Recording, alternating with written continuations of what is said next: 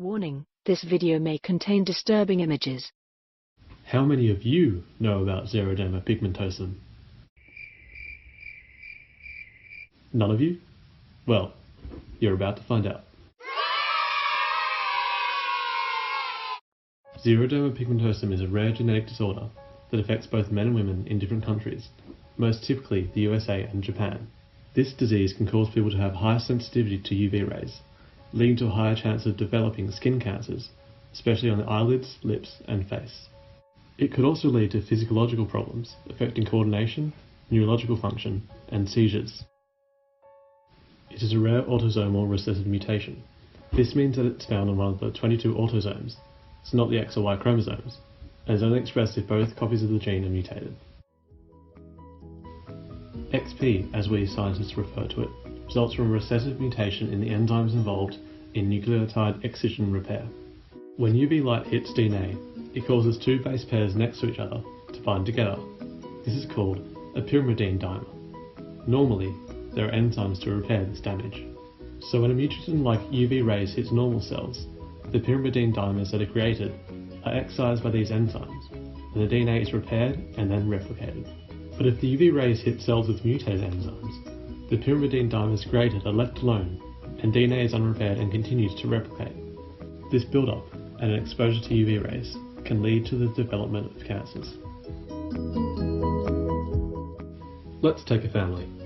We have Mum, we have Dad, and they have 4 children. Mum carries a mutation in a gene, DDB2, on chromosome 1.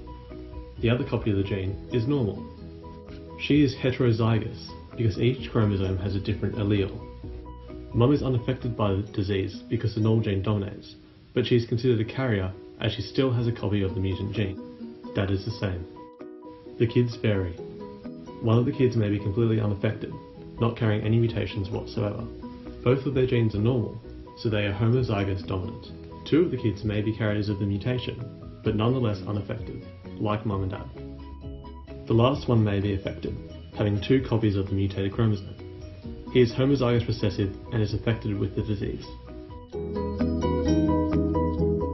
My role in this video was to help with organization and design. I created some of the drawings to explain some concepts using paintbrush, so that was kind of nice.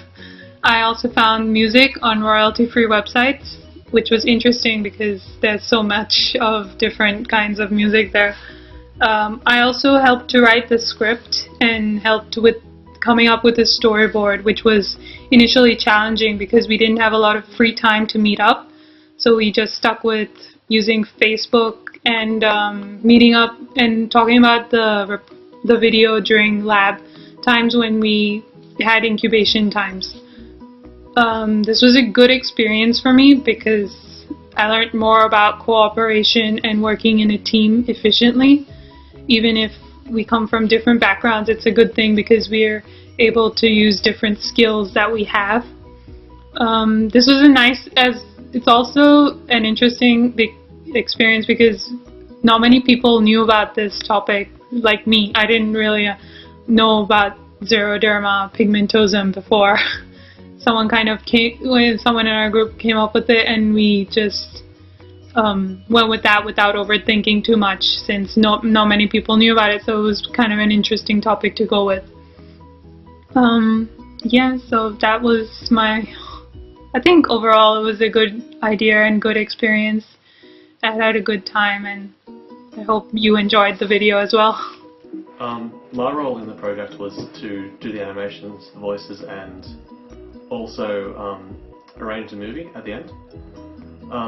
And one of the things I found challenging was trying to communicate such a relatively complicated idea to an audience who might not know anything about it. Like, we study genetics, so we know about inheritance and stuff like that, but someone who's just learning about the disease might not. So that was quite hard. And just as a group, it's difficult to coordinate things a little. And also one of our team members dropped out, but she contributed a lot to the research, so that was really useful for us. And I think I've learnt